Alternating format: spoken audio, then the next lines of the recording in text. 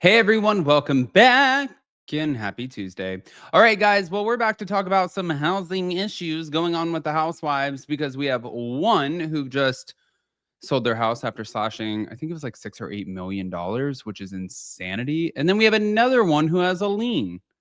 Like, what is going on in the housewives world? But I have some speculation. I got some things under my belt that I want to talk about. So, before we jump in, if you guys haven't already, go ahead, pop off in the comment section. If you're not subscribed, get subscribed. Don't forget to hit that notification bell. By the way, Jason was making fun of me because I got these $10 Target sunglasses. And he's like, why didn't you just go get good ones? And I said, because I lose them and break them. He's like, you also spend $14 on sneakers at Walmart. I was like, who cares? I just want to let you guys know. Don't let people designer label shame you because you could do whatever you want. Rant's over. Let's go.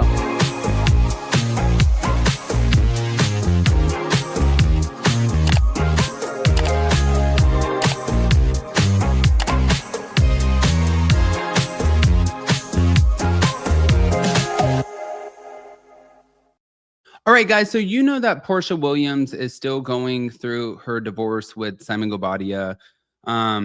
Obviously, this is a big situation that they have going on with the $40,000 a month for 14 months, alimony, him being deported, her getting the Rolls Royce, her being able to buy him out of the house, accusations. There's a ton of accusations being flung around.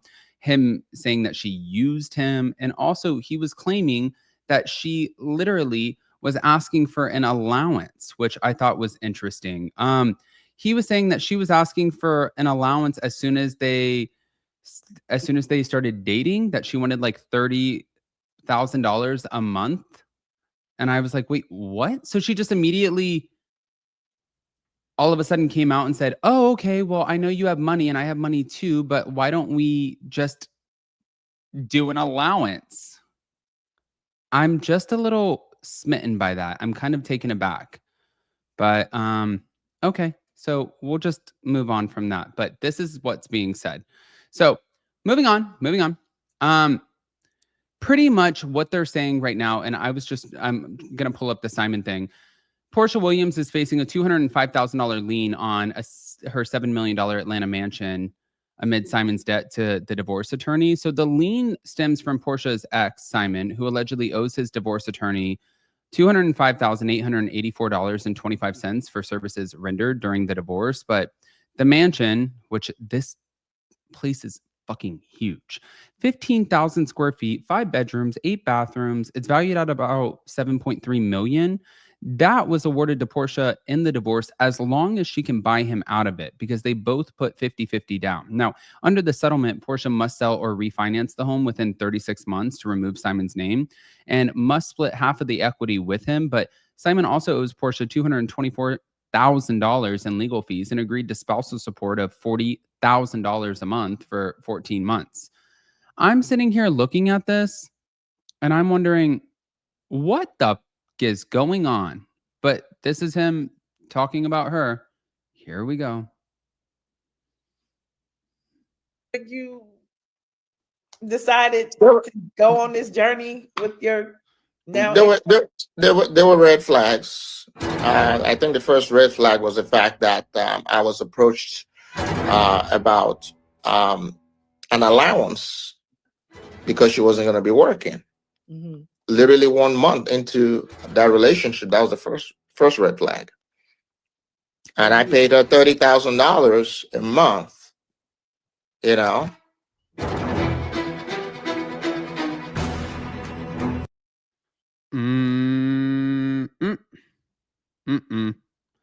Okay. So he paid her $30,000 a month.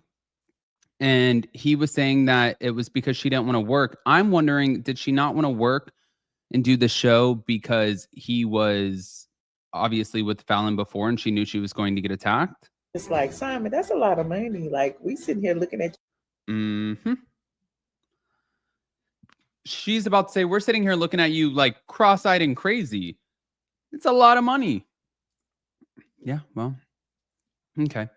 Honestly, I'm curious what you guys think. I truly think the reason that she sold the home that Miss Diane lives in, her mom, I think that she sold that home, if I had to guess, probably to make sure that she paid the debt to the attorney for Simon, and then she's probably gonna go through the court to make sure that she gets paid back, because if anything, I'm sure she had equity in the house. She wanted to make sure that she wasn't going to default on the loan, and she has said already on the Real Housewives that she also wants to make sure that under no circumstance is there going to be a situation where somebody comes knocking on her door and they're like, "Oh, well, your home is in foreclosure." And she's like, "I'm not doing that. I'm not doing that shit." I mean, a $7 million home, though, is also ridiculous. Like that 15,000 square feet, guys. I don't even know how to share what that looks like. 15,000 square feet. If you guys are home people, then you know. I mean, my house is, there's 3 stories. I think it's like 3,000 square feet, but the first floor, it's 1,000, 1,000, 1,000.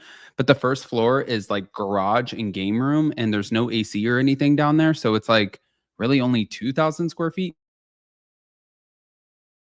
Loan of 15,000. So 3, 6, 9, 12, 15. You could put 5 of my houses in her house, all with AC.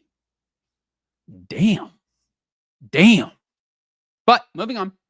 So Heather and Terry Dubrow also made headlines because of their Beverly Hills mansion. Now, we know that they were bragging and boasting about selling their home for $50 million in Orange County. However, yeah, they bought this Beverly Hills mansion. They did some work, and it looks like they lost their ass on it a little bit. They sold their Beverly Hills mansion for $16.5 million, which was well below the original $25 million asking price. But the property is 9,000 square feet, 5 bedrooms, 9 bathrooms with a terrace pool, tennis court. It was listed back in March, and they purchased it in 2023. But the sale closed on August 11th, with the buyer reportedly being not a celebrity and living outside of the US. So nobody knows who the buyer actually is, but the Dubrows are embracing the whole penthouse living in Century City. And I think that she realized once she started getting into the work that the work was a lot more than what she was anticipating. And I think that that started overwhelming her a little bit, which I feel like that would overwhelm any of us. And at the end of the day, real estate is a game, right? So and Jason will kill me for this, but like, we love real estate. We invested in this home on Hilton Head, and immediately, like right after, the home skyrocketed and we did good. But then we invested in a home in Charleston, and we lost money. That's kind of how it works. Like, you invest and you either win. It's gambling. It's literally, that is the best way to put it. You are gambling. The best analogy. You don't know if you're going to win. You hope you're going to win. You don't know what's going to happen with the market. And sometimes you win really, really big, and sometimes you lose your fucking ass on it. We've done both. They did both. This isn't news, but don't worry. At the end of the day, they bought the house for like, and oh, that's the other thing. They bought the house for $16 million. They dropped it. I think they said about like $8.5 million. So they made about $500,000 on it, but the commission would be on 16.5 million. It would be $330,000, which means that would leave them with about 100 and how much? 330. So it would leave them with about 170. Plus they did the floors, they did everything else. So they probably lost about $500,000 is what I'm going to say.